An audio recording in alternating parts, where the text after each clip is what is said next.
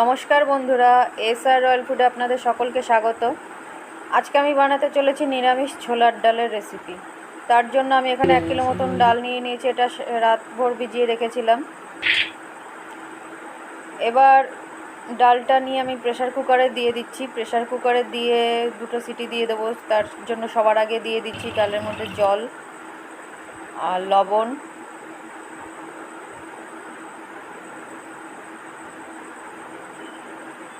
হলুদ গুঁড়ো।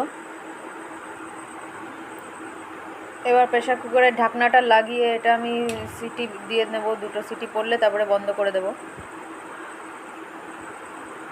আর আমি এখানে কিছু গোটা মশলা নিয়েছি, দারচিনি, এলাচ, মৌরি, মেথি আর লবঙ্গ। আর এখানে নিয়েছি গোটা জিরে, গোটা ধনে, গোটা শুকনো লঙ্কা, তেজপাতা।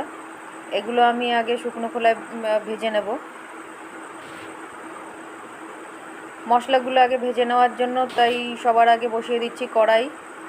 কড়াইটা ভালো করে গরম হয়ে গেলে এর মধ্যে এবার সবার আগে দিয়ে দিচ্ছি তেজপাতা,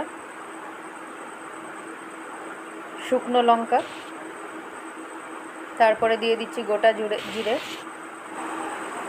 দিয়ে দিচ্ছি গোটা ধনে। এবার এগুলো সবার আগে অল্প একটু শুকনো খোলায় আগে নেড়ে চেড়ে নিচ্ছি। তারপরে দিয়ে দিচ্ছি বাকি মশলাটা। দিয়ে দিলাম এলাচ, দারচিনি, মৌরি, মেথি আর লবঙ্গটা একটু পরে দিচ্ছি। একটু নেড়ে চেড়ে নেওয়ার পরে মেথি আর লবঙ্গটাও দিয়ে দিলাম। এবার সব মশলাগুলো একটু হালকাভাবে নেড়ে চেড়ে নিচ্ছি। অল্প ভাজা ভাজা হয়ে গেলে তারপরে এটা আমি নামিয়ে নিচ্ছি একটা প্লেটে। সবার আগে একটু ঠান্ডা করে নেব। মিক্সি জারে দিয়ে একবারে ব্লেন্ড করার আগে একটু ঠান্ডা করে নিয়ে তারপরে মিক্সি জারে দিয়ে দিচ্ছি।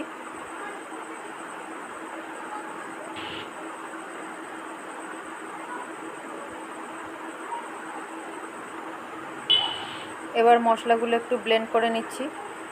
একদম পুরো মিহি করে নিইনি। দেখুন, এবার একটা প্লেটে ঢেলে নিয়েছি। এবার নিয়ে নিচ্ছি কিছু ভাজা ছোলা।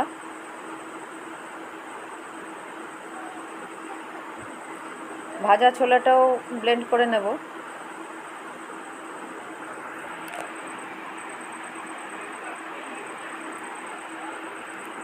ভাজা ছোলাটা ব্লেন্ড করে নেওয়া হয়ে গেছে। এবার আমি নামিয়ে নিচ্ছি। এবার গ্যাস ওভেন ধরিয়ে দিলাম। ধরিয়ে অন্য একটা কড়াই বসিয়ে দিলাম। কড়াইটা গরম হয়ে গেলে একটু তার মধ্যে দিয়ে দিচ্ছি সর্ষের তেল। তেলটা ভালো করে গরম হয়ে গেলে এবার দিয়ে দেব আলু। ছোট ছোট টুকরো করে কেটে রেখে দেওয়া আলুগুলো এবার দিয়ে দিচ্ছি।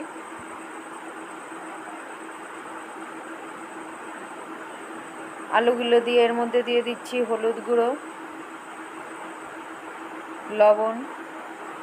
এবার ভালো করে নেড়ে চেড়ে নিয়ে আলুটা একটু অল্প করে ভাজা ভাজা করে নেব।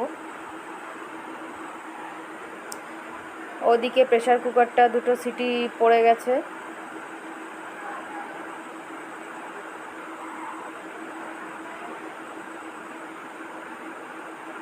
নামিয়ে নিলাম।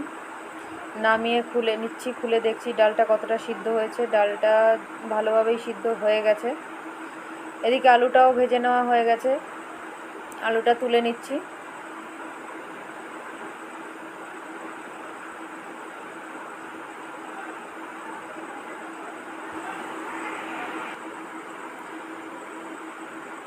ভেজে নেওয়া আলুটা একটা প্লেটে তুলে নিয়ে রেখে দিচ্ছি।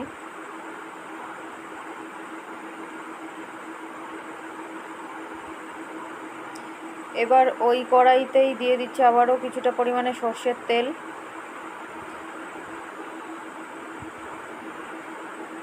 তেলটা একটু ভালো করে যখন গরম হয়ে যাবে তখন তার মধ্যে দিয়ে দিচ্ছি গোটা জিরে ফোড়নে। দিয়ে দিচ্ছি শুকনো লঙ্কা, 2-3টে শুকনো লঙ্কা। এবার দিয়ে দিচ্ছি মিক্সিতে আমি আদা আর কাঁচা লঙ্কা বেটে নিয়েছিলাম, সেটাই দিয়ে দিচ্ছি।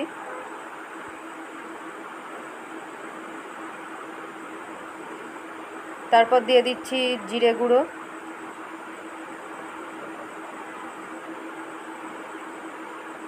হলুদ গুঁড়ো,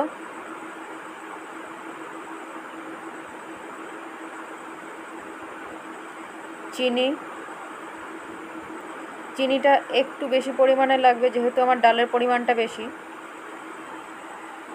এই সব কিছু দিয়ে একটু ভালো করে নেড়ে চেড়ে নিলাম। এবার দিয়ে দিচ্ছি আবার লবণ।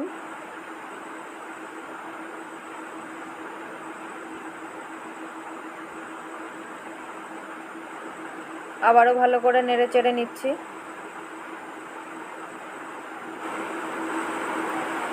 এবার মিক্সি ব্লেন্ডারে ব্লেন্ড করে নেওয়া ভাজা ছোলার ছাতুটা দিয়ে দিলাম, দিয়ে ভালো করে নেড়ে চেড়ে নিচ্ছি। এবার দিয়ে দিচ্ছি এর মধ্যে ভেজে রেখে দেওয়া আলুগুলো। এবার আলুগুলো দিয়ে সব মশলার সাথে ভালো করে কষিয়ে নিচ্ছি।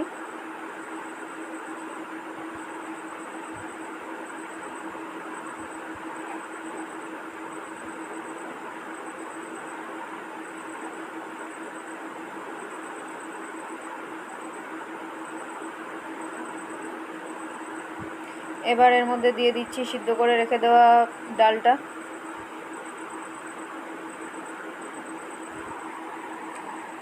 এবার ছোলার ডালটা দিয়েও ভালো করে নেড়ে চেড়ে নিচ্ছি, সব কিছুর সাথে খুব ভালোভাবে মাখিয়ে নিচ্ছি।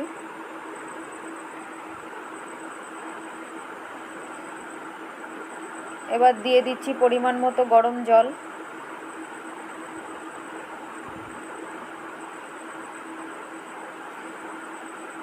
এবার জলটা দিয়ে একটু নেড়ে চেড়ে বেশ খানিক সময় ফুটতে দেব। ভালোভাবে ফুটে এসছে।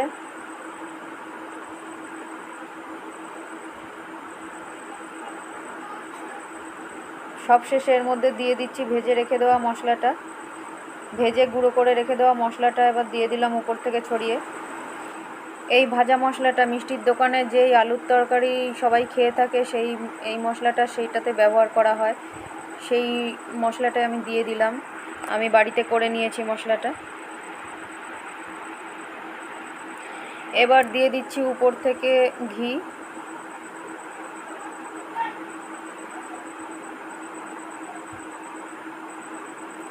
সব কিছু আবারও দিয়ে একটু নেড়ে চেড়ে নামিয়ে নিচ্ছি। তো ছোলার ডালটার রেসিপি রেডি। তো বন্ধুরা, এবার আমি একটা বাটিতে তুলে নিচ্ছি ডালটা।